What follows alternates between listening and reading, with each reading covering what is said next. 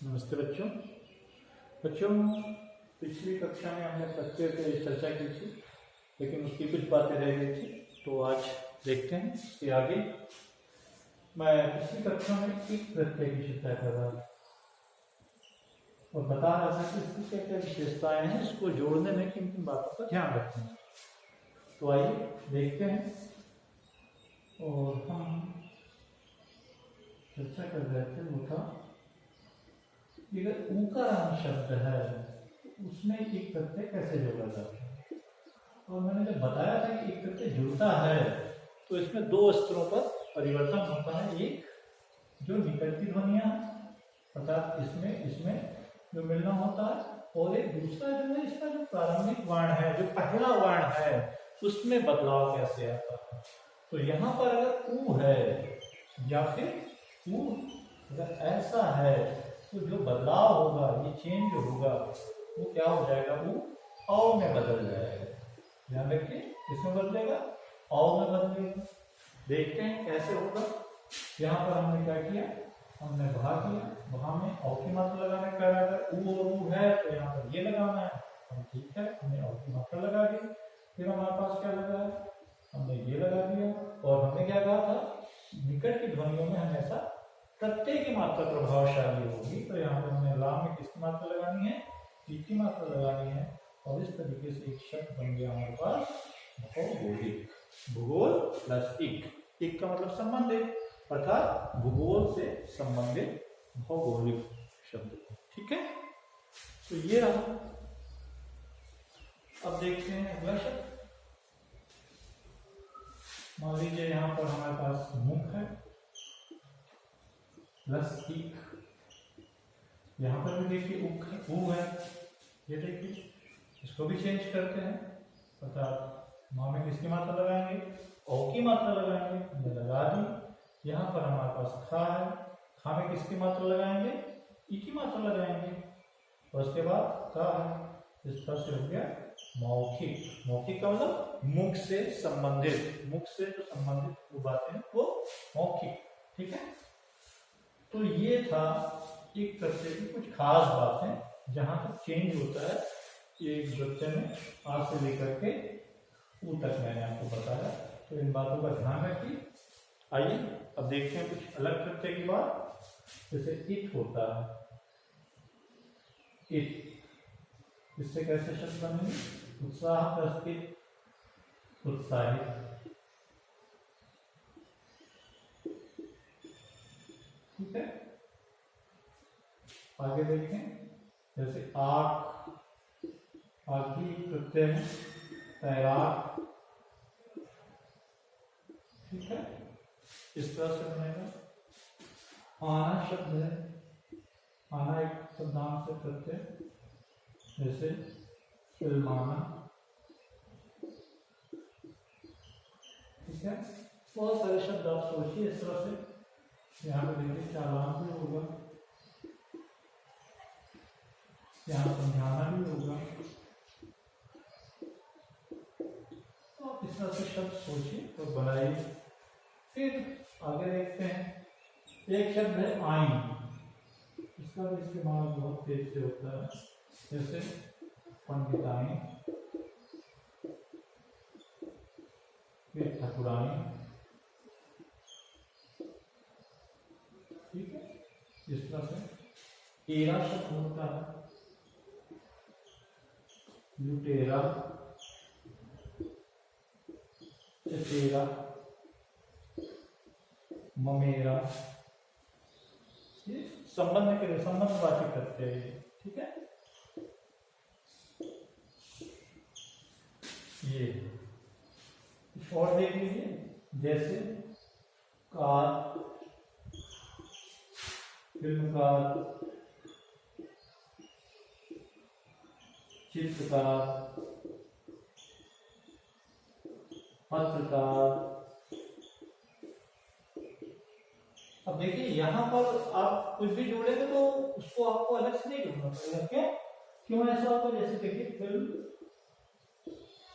Plus car, ये सीधे सीधे जोड़ रहा है, इसमें आपको कुछ भी जोड़ने में कुछ मिलना नहीं होता। क्यों नहीं होता, क्योंकि यहाँ आ तो है लेकिन यहाँ पर का है, तो ये अपने आप में पूरा है, इसलिए यहाँ पर कोई जोड़ नहीं आता। लेकिन अगर यहाँ पर का की जगह स्वर होता तो फिर दोनों मिलकर के नया प्रत्यय संबंध बन जाता है। तो ये भी ध्यान रखिए, अगर कोई प्रत्यय स्वर लिए हुए नहीं है पहले, जैसे सबसे पहले अगर स्वर आता, का की जगह कोई स्वर होता, आ होता, ई होता, ऊ होता, तो ये इससे मिलकर के कोई नया शब्द बनता, नया ढंग का। लेकिन क्योंकि यहाँ पर सीधे सीधे व्यंजन है और इसलिए इसको एज इट इज रखा जाएगा। ये आप देखिए यहाँ पर स्वर है, तो इसलिए लूट में जैसे ही ए मिला वो टा के ऊपर एक मात्रा आ गई। लेकिन अगर वो व्यंजन लिए होगा तो बिल्कुल वैसे ही रखा जाएगा जैसे शब्द है या प्रत्यय, शब्द प्रत्यय। देख लीजिए यहाँ पर, ठीक है। तो ये चल रहा है यहाँ पर ऐसे। इसके अलावा मैंने आपको उपसर्ग पढ़ाते समय ये बताया था कि जिस भाषा में शब्द होता है उसी भाषा को उपसर्ग होता है। तो ये चीज प्रत्यय में भी लागू होता है यहाँ पर भी। जैसे देखिए घर, फारसी भाषा का शब्द होता है जादू, उसमें मिला दिया घर, बड़े आराम से आप ऐसे ही करते। बाजी,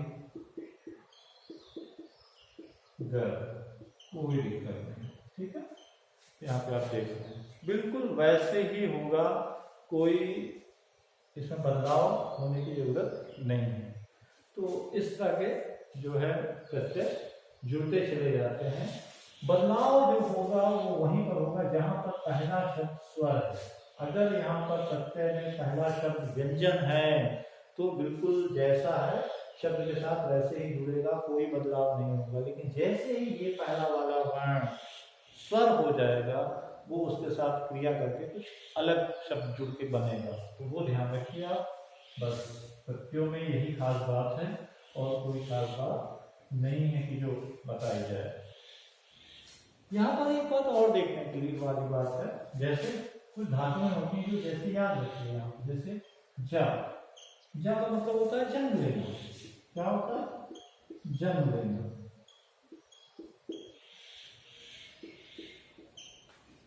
पा, पा पिब धातु, पिबती पिबता पिबन, इसका मतलब होता है पीना, ठीक है। फिर उसके बाद दा, दा का मतलब होता है देना। धा, धा का मतलब होता है धारण करना। हम इनके अर्थ भी ऐसे होता है, अगर ये हमें अर्थ याद है ना धातुओं के, क्योंकि धातु आपने संस्कृत में पढ़ी होंगी, तो हम बहुत सारे शब्दों के अर्थ निकाल सकते हैं। जैसे आपको एक मैं बहुत ही अच्छा सा रख देता हूँ। यहाँ पर एक शब्द होता है पादप, क्या पड़ा? पादप, ठीक है। अब इसका मतलब आपको हो सकता है ना मालूम, लेकिन अब ध्यान दीजिए, तो हम अगर अलग करें तो ये होगा पा प्लस पा। संस्कृत में पादा माने क्या होता है, याद है किसी को? पादा माने पैर और पा माने मैंने बताया आपको पीना, अर्थात पादप माने क्या होगा? ऐसा कौन है जो पैरों से खाता पीता है? मालूम है आपको? बाहर देखिए खिड़की से, समझ में आया? नहीं, पैरों से खाता पीता कौन है? पेड़ पौधे। आप जिसे साइंस में बोलते हैं जाइलम फ्लोएम, उसके माध्यम से। तो वो खाता पीता कैसे है? पेड़ पैरों से खाता पीता है, और इसलिए हो गया उसका नाम पादप। हिंदी में उसे क्या कहेंगे? पादप। तो अगर आपको ये याद रह गया कि जा माने जन्म लेना होता है, पा माने पीना, दा माने देना, धा माने धारण करना, तो आप बहुत सारे शब्दों के अर्थ अपने आप पता कर लेंगे। जैसे मैं बताऊं, पूरक एक शब्द है। अब पूरक कैसे? पूर माने क्या होता है? हृदय। पूर माने क्या होता है? हृदय। और गा माने मैंने आपको क्या बताया? गा माने होता है गमन करना, गा माने जाना। नहीं लिखा यहाँ पे। गच्छ धातु, गच्छति गच्छता गच्छन्ति, पढ़ा होगा संस्कृत में आपने। तो ऐसा कौन है जो हृदय के बल, अर्थात इसके बल चलता है? सांप, ठीक है। आपने देखा कैसे रेंगता हुआ जाता है हृदय के बल। तो इससे जो भी इरेक्टेबल रहेंगेगा वो सारे के सारे लोग उरक कहलाएंगे। तो इस तरह के बहुत सारे शब्द हैं। धातु का मतलब अगर आपको मालूम है तो बहुत सारे आप अर्थ बड़े आराम से आप बता पाएंगे। एक और मैं रोचक आपको बात बताता हूँ। आप देखिए यहाँ पर जैसे होता है, मैंने आपको बताया यहाँ पर जैसे होता वार, ठीक है, और इसमें जा लगा दीजिए, और नील यहाँ पे जा लगा दीजिए। तो वारी में कौन जन्म लेता है? पानी में जन्म लेने वाला कमल को कहा जाता है, ठीक है। किसको कहा जाता है? कमल। नीर में जन्म लेगा वो भी कमल कहलाएगा, ठीक है। दोनों का हो गया कमल। लेकिन अगर जा की जगह यहाँ पर वारिज वारिज नीरज नीरज, अगर हमने दा कर दिया, दा माने क्या होता है? देना, अर्थात पानी कौन देता है? आप सोचिए पानी कौन देता है। जब आप सोचेंगे तो पता चलेगा कि पानी तो कौन देता है? पानी बादल देता है। तो इस तरीके से वारिद का मतलब क्या हुआ? बादल। नीर दा, पानी कौन देता है? बादल। तो मतलब आपने जैसे ही धातुओं को बदला उसके पर्यायवाची शब्द आपको नजर आएंगे। शब्द एक ही है, केवल धातु बदले, ठीक है। जा रहा तो कमल और दा आया तो बादल। बारिश माने बादल, पानी देने वाला। पानी कौन देता है? बादल। लेकिन अगर यहाँ पर हम धा कर दें, धा धातु वारिदी दीदा, ठीक है, तो धा माने क्या होता है? धारण करना। अब सोचिए जरा सा कि पानी कौन धारण करता है? फाइनली पानी कहाँ जाकर के रुकता है? और जब आप समझेंगे तो पता चलेगा कि वो पानी जाके कहाँ रुकता है? वो जाकर के रुकता है समुद्र में। इसका मतलब वारिधि माने क्या होता है? समुद्र। नीरधि माने क्या होता है? समुद्र। तो ये बहुत ही रोचक बात है। इस तरह से बहुत सारे शब्द आप तथ्यों के माध्यम से सीख सकते हैं। बस आप उसको अलग से समझने की जरूरत है। उसके धातुओं का मतलब क्या है, या उसे तोड़ना या आपको जोड़ना आता है तो बच्चों आज तथ्यों के विषय में इतना ही। बाकी बातें अगली कक्षा में नए टॉपिक के साथ फिर मिलेंगे। तक के लिए नमस्कार, धन्यवाद।